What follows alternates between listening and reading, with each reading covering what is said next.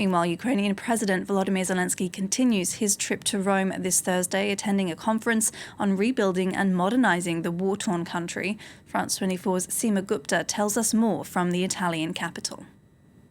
An annual conference since the war began in 2022, and the idea really behind it is to boost support for Ukraine as well as mobilizing investment for the country and the investment also from the private sector. So despite the war continuing, they need the support, particularly to help with reconstruction and recovery of the power grid that has been hit during this war, as well as in the defense sector. Those are the two key areas, but they are looking across the board. Now, the conference will be opened later this morning by the Italian Prime Minister, Giorgia Meloni, as well as the Ukrainian President Zelensky, who is already here in Rome. But other people present include the EU chief, Ursula von der Leyen, as well as the German Chancellor. So some very important figures to discuss about the future of Ukraine, even as it's dealing with the war. Now, according to the World Bank, the country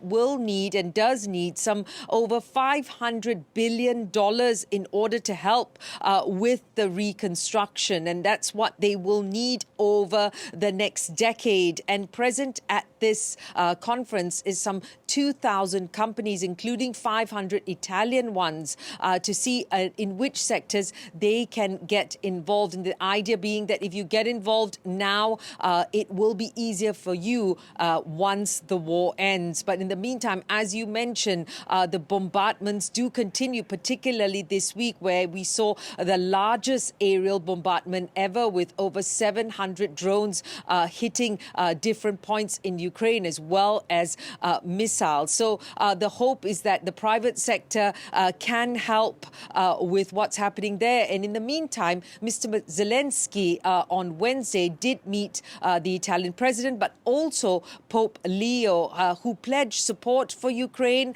pledged support for peace talks between Russia and Ukraine, and for a just and lasting peace for the country, hoping, of course, that more can be done in terms of the release of prisoners, as well as the recovery for children that have been separated from their families.